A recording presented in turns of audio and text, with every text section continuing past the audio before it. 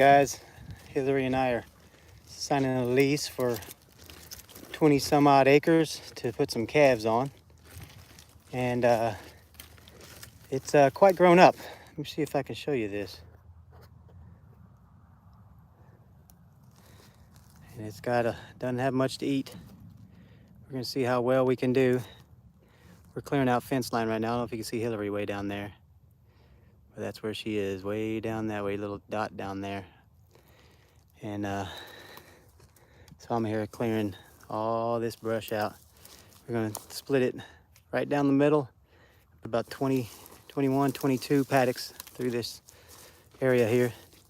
We have water, and we'll have water, and that's what we're doing right now. We have electricity as well, so we're lucky with that. Right now I'm trying to get these things pretty square. I got to get over to the fence line and measure it out. So you can see this is just full of these growing up mesquites out here. So we'll get some calves out here, tromp it around, roll some bales of hay out, and do some managed intensive grazing on it. We're using this fence here, this white one, these white posts. They're pretty strong and they don't bend. It's called this right here. Oh, where'd you go, fence? You see that? Timeless fencing system. And Zach's mom bought it.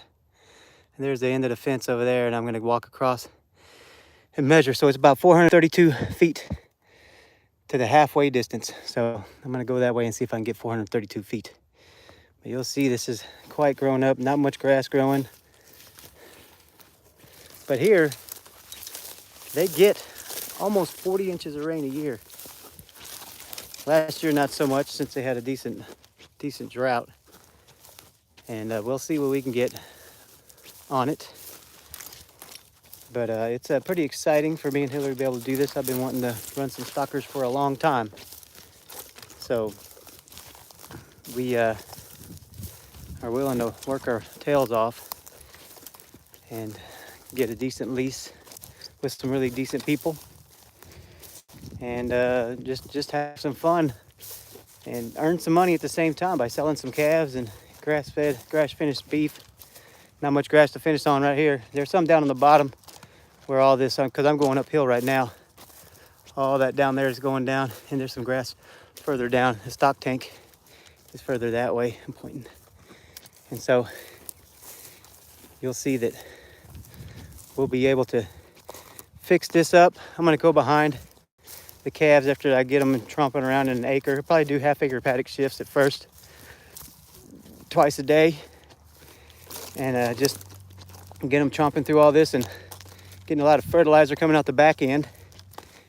And then we'll go from there. I think we're gonna do really well. This is with all the rain they have, and with the calves coming through, and I'm gonna go through and broadcast just some cheap legumes, some cover crop, pretty much.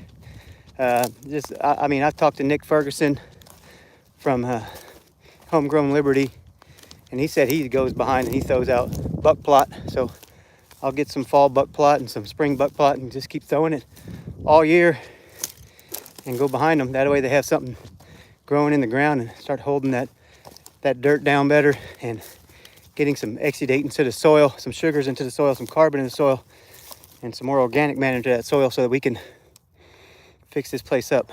Here I am at the fence line. They got a decent fence. This is 1, 2, 3, 4, 5, 6 strand barbed wire. And I know that Zach's mom, Angie, she wants to run some sheep eventually, but we don't have the fencing for that yet. We'll get that set up in about a year. We'll do that. We'll do the fence. We'll run them as a leader-follower system and see how well they do together with the calves. I probably have to get a donkey or maybe a dog. Get an Anatolian Shepherd or Great Pyrenees to go with them. So there's my white pole. I'm gonna walk towards that now. It's pretty exciting though.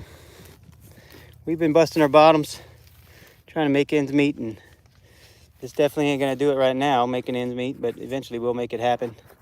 And over here, the place across the fence, that was bought by a developer, is what she said. But they don't have anything going on right now, nothing in the plan, so maybe I can get that place leased as well and run some calves on that side. Give me a little more acreage, a little more time. Anyway, and give them all a little more rest. All right, let me reset this guy here. So I have one of these things. There you go. It's called a Zosen. It goes to 1,000 feet. Definitely don't need that. All I need to do is get this bad boy to 432 right now. Cleared it out. And I'm just gonna walk it to my stick down there. There we go. Give or take a few inches, right?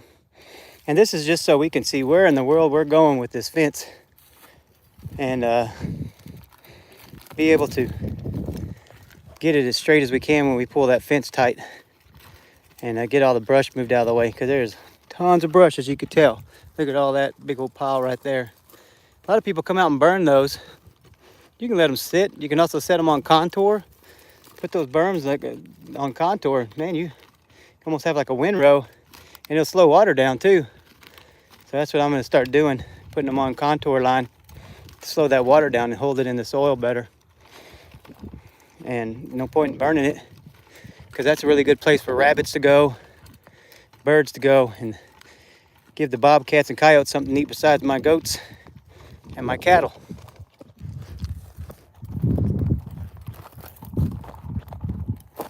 There I am. And so we're super stoked, like I said, and we're going to be working on this for probably, I don't know, better end of a couple days to get this cleared out. It's just pretty darn thick stuff. You can see all the old mesquite trees and the brush, the undergrowth underneath them. Not fun to get done.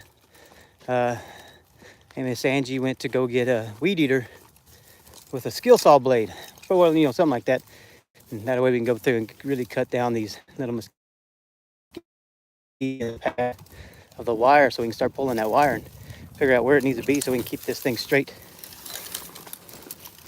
But oh, there she is. This Miss Hillary. She must be done. He needs a break. Hey, babe. I'm trying to see how far this thing is. So I'm trying to see how far this is. See if I'm right. Golly. It's 432 right here. So you have to go through that tree? Well, I still have to go through that tree even if I get to that one. So, and that was 432 about from the other side. So it's give or take. That's the problem with this. I mean, we got to clear out a path like the size of a truck to be able to try to get that line pulled through here. Say hi to the audience. What? I'm live, baby. Oh, God. You look amazing. You should have told me that before. You got a stick in your hair. Oh, there's yeah, there you go. You found it. But no, it's fun.